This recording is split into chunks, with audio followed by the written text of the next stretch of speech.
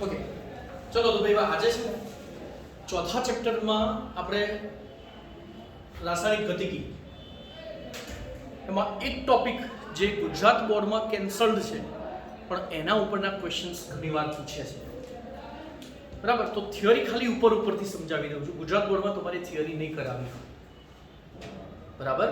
તો એ થિયરી છે ટેક્સ્ટબુકમાં જ, પણ આપણે આ વખતે કેન્સલ્ડ રાખી છે, પણ એની ઉપરના ક્વેશ્ચન્સ અને સિલેબસમાં છે, બરાબર? તો એ ટોપિક આપણે કરીશું.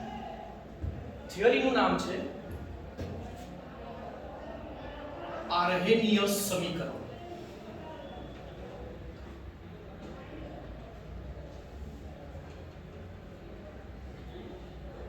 તો ભાઈ આજે આ આર્હેનિયસ સમીકરણ કન્ટિન્યુ કરીએ છીએ. આર્હેનિયસ સમીકરણ એ આ કે કહેવાય છે વેગ અચળાંક. વેગ અચળાંક પર તાપમાનની અસર થાય છે. તાપમાન વધે તેમ પ્રક્રિયાનો વેગ વધે, પણ કઈ? માત્ર ઉષ્મા શોષક પ્રક્રિયા માટે. ઉષ્માક્ષેપક પ્રક્રિયા માટે જેમ તાપમાન વધે તેમ વેગ ઘટે છે. તો અત્યારે હાલ આપણે જનરલ લખીએ છીએ કે જેમ રાસાયણિક પ્રક્રિયામાં જેમ તાપમાન વધે છે તેમ વેગ વધે છે, અને વેગ અચળાંક પર એની અસર એ સમજવા માટેનું સમીકરણ અત્યારે આપણે જોઈ રહ્યા છીએ. k equals a into e raise to minus ea upon rt. ફરીથી k equals a into e raise to minus ea upon rt, બરાબર? જેમાં k કહેવાય છે વેગ અચળાંક, a કહેવાય છે આર્હેનિયસ અવયવ. ત્રણ નામ છે આના: આર્હેનિયસ અવયવ, પૂર્વઘાતાંક અવયવ, આવૃત્તિ અવયવ. તો આર્હેનિયસ અચળાંક છે. k અને a બંનેના એકમ સમાન, કેમ કે એના પછીનું જે પદ છે તે એક્સપોનેન્શિયલ છે. આ e શું છે કોઈને ખ્યાલ છે?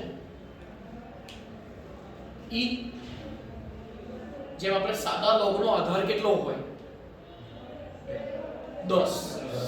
તો આ નેચરલ લોગ ln લખીએ ને એનો આધાર છે આ e, બરાબર? ea એને કહેવાય છે સક્રિયકરણ એન્થાલ્પી.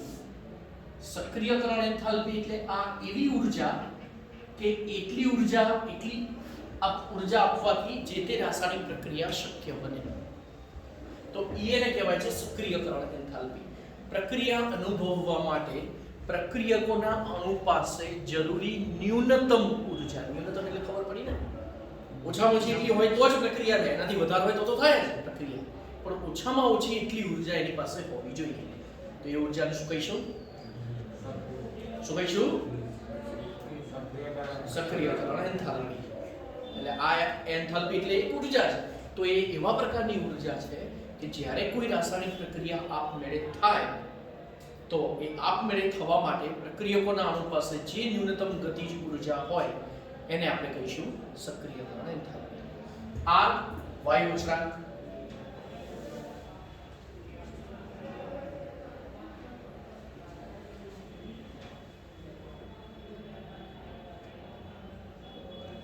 એન્થાલ્પી અને વાયુ અચળાંક બંનેના એકમ હંમેશા સમાન હોય.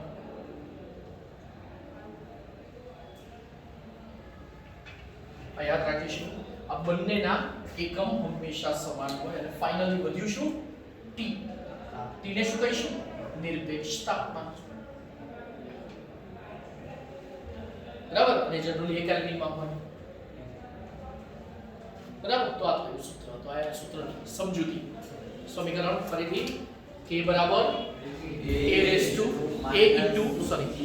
Into e raise to minus ea upon rt.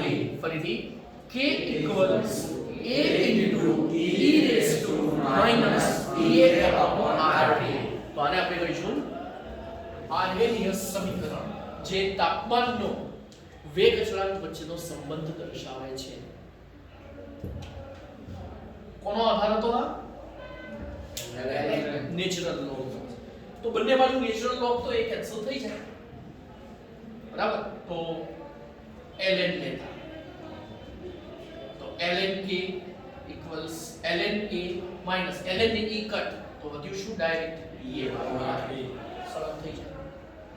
ચાલો e upon rt છે ને એનું આ રીતે લખું છું e upon r into 1 upon t. Okay અને આની અંદર હવે આ જે સમીકરણ છે એનો મારે આલેખ દોરવો છે. તો આલેખ દોરવા માટે શું કરીશું ખબર છે? આનો આપણે y mx c સાથે આપણે આને સરખાવીએ. તો m બરાબર શું થયું? -e upon r. y ની જગ્યાએ શું લખાય આપણે? ln k. હવે તમને યાદ હશે આ m સાથે જે સરખાવો એ શું કહેવાય? ઢાળ. વેરી ગુડ, ઢાળ. c સાથે જે સરખાવો એને શું કહેવાય? અંતરછેદ. બરાબર? m સાથે સરખાવો એને ઢાળ. c સાથે સરખાવો એને કોઈ બી સમીકરણ હોય, ચલો કે જૂનું યાદ કરાવો.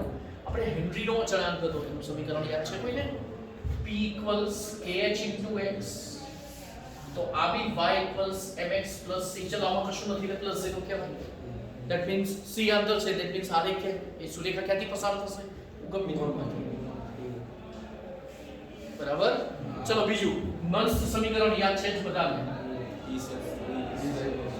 Minus rt upon nf ln નિપજો ભાગ્યા પ્રક્રિયા. ખ્યાલ છે? હા. અને હવે જો હું આને y mx c natural log લઈ x અક્ષ પર y અક્ષ પર e છે તો આંતરછેદ કેટલો મળશે?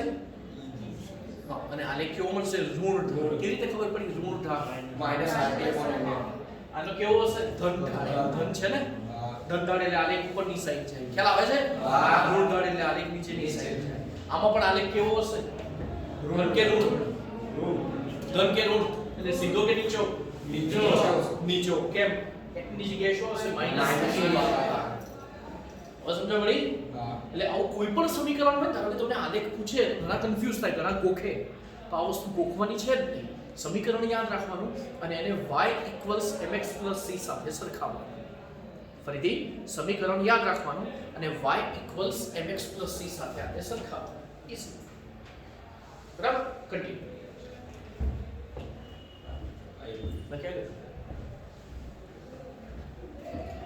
બરાબર. તો ચલો હવે અહીંયા આગળ તો આનો આલેખ આપણે કયો દોરીશું ભાઈ?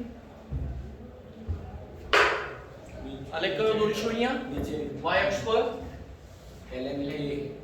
ln k, x અક્ષ પર 1/t. બરાબર? આલેખ કેવો મળશે? નીચે. બરાબર? અને આલેખ નીચેની સાઈડ આવશે. બરાબર? ખ્યાલ આવ્યો? એને જો તમે y અક્ષ તરફ લંબાવો તો જ્યાં છેદે એને આપણે શું કહીશું? અંતરછેદ. બરાબર? અને આ કિંમત અને એ શું આવશે? અંતરછેદ. અંતરછેદ શું આવશે? ln a.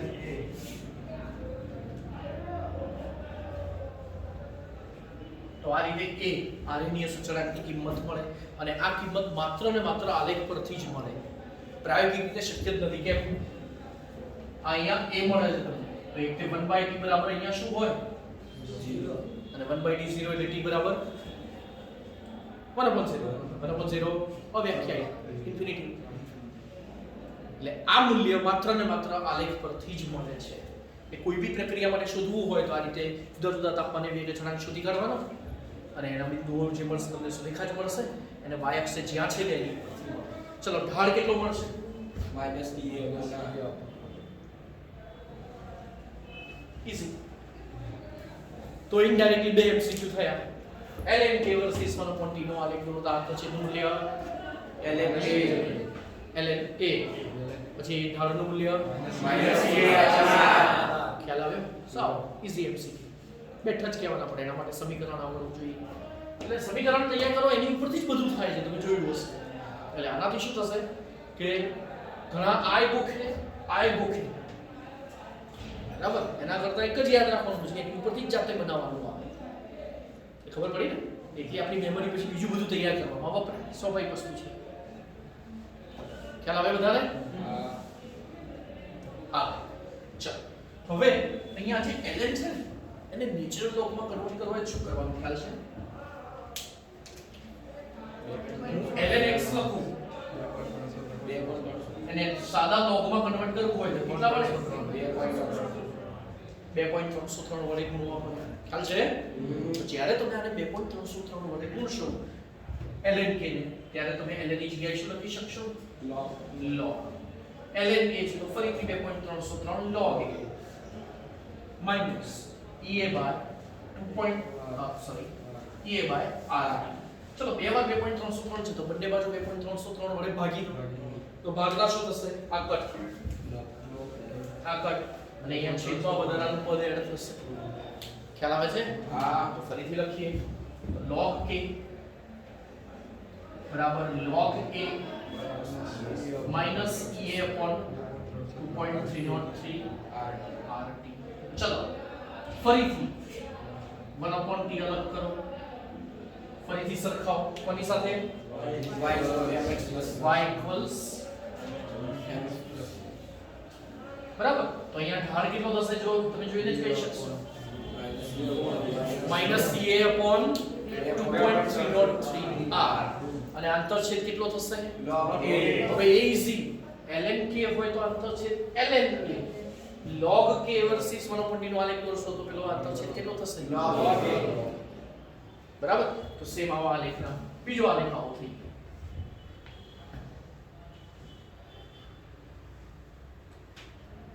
log k versus 1 upon t.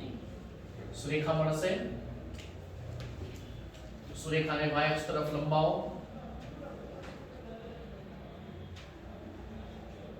અંતરછેદ અને ઢાળ. અંતરછેદ કેટલો? log a અને ઢાળ કેટલો? minus ea upon 2.303. ઈઝી. બરાબર. અને ખ્યાલ આવી ગયો છે. બરાબર. તો આ થયો બીજો આલેખ. અને હવે કોઈ પણ તાપમાને હવે એક્ચ્યુઅલી છે ને એની સાબિતી છે પણ અત્યારે હાલ આપણે નીટ લેવલ પર ડાયરેક્ટ ફોર્મ્યુલા જ કહી દઉં છું. log of k2 upon k1 equals ea upon 2.303 r 1 upon t1 minus 1 upon t2. બરાબર. આ આલેખ છે. ખ્યાલ આવે છે? બરાબર. અને આની ઉપરના દાખલા T1 તાપમાને વેગ અચળાંક અને T2 તાપમાને વેગ અચળાંક કે તો પહેલા તમારે આનો ઉપયોગ કરીને શું શોધી લેવાનું? E શોધી લેવાનું. બરાબર. અને પછી કોઈ બી તાપમાને શોધવું હોય તો તમે શોધી શકો. આપણે NCERT ની ટેક્સ્ટ બુકમાં આના દાખલા આપ્યા છે તો આપણે એનું થોડુંક ઈઝી લેવલ લર્ન કરવાનું થાય. એ તમને જે પેમ્પલેટ મળ્યું હશે એમાંથી તમારે તૈયાર કરવાનું થશે. બરાબર. પેમ્પલેટ તમને જે મળ્યું છે તમારે તૈયાર કરવાનું થશે. બરાબર. તો log k2 upon k1 અને આ જે સમીકરણ આપ્યું છે એમાં t1 અને t2 એ જુદા જુદા તાપમાને વેગ અચળાંક k1 અને k2 છે તો તમારે ea શોધવાનું થાય છે. બરાબર. તો આ રીતે ea શોધી શકાય. બરાબર. લખી લો.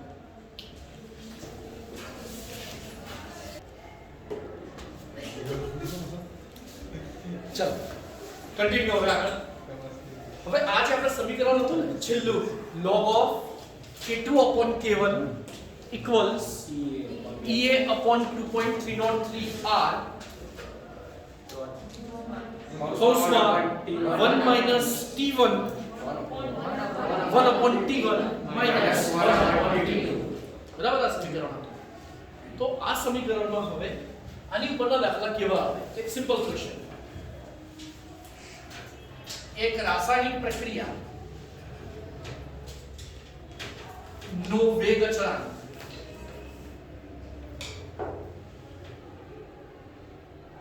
રાસાયણિક પ્રક્રિયા માટે એક રાસાયણિક પ્રક્રિયા નું તાપમાન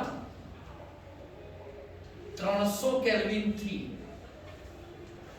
400 કેલ્વિન કરતા વેગ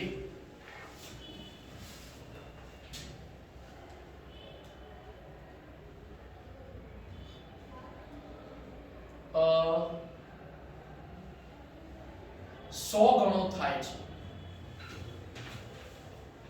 બરાબર, અથવા 1000 એક્ઝેક્ટ આપે. રિયલિસ્ટિક એક્ઝેક્ટ આન્સર છે 1028 ગણો થાય. બરાબર, કેવી રીતે સમજાવું છું? તો એક રાસાયણિક પ્રક્રિયાનું તાપમાન 200 300 કેલ્વિન થી 400 કેલ્વિન કરતા વેગ 1000 ગણો થાય છે. બરાબર, તો સક્રિયકરણ ઊર્જા શોધો.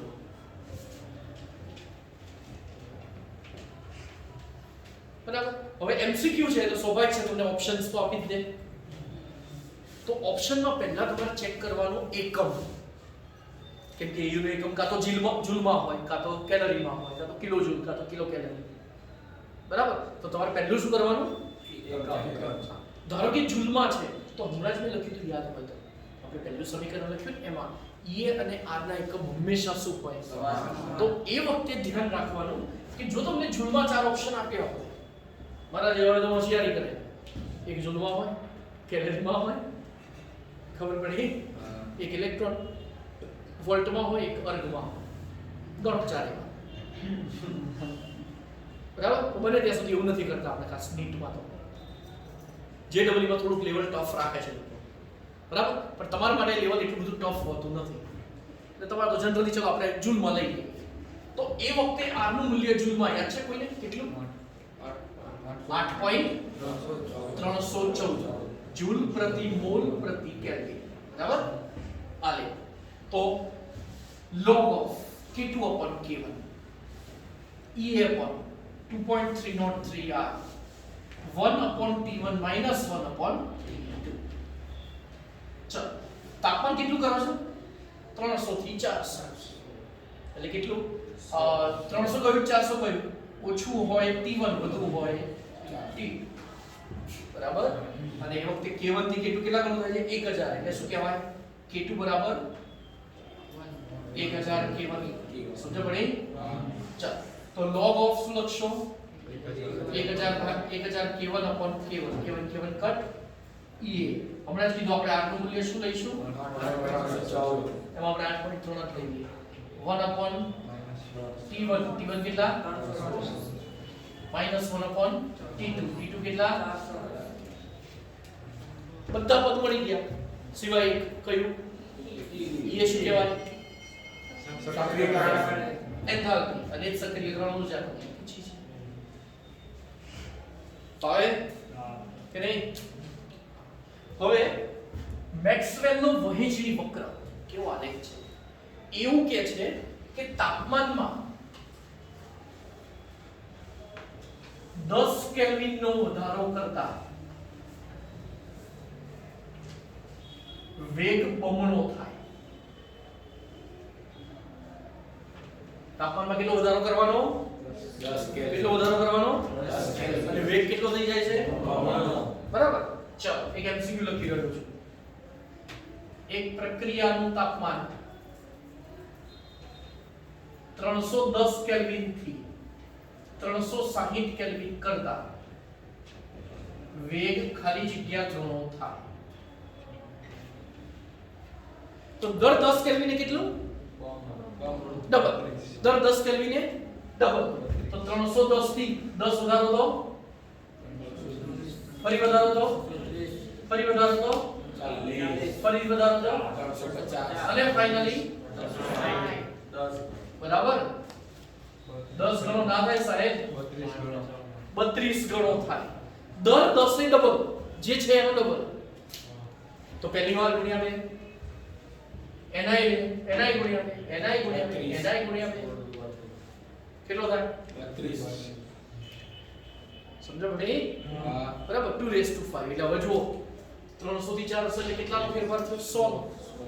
100 એટલે કેટલી વાર? 10. કેટલી વાર 10 વાર? 10 વાર. 2 કેટલા થાય? 1028 1024. એટલે આપણે એવરેજ કેટલો બને? 1000. ગણતરી ઈઝી બનાવી ને? સમજાય છે કે નહીં?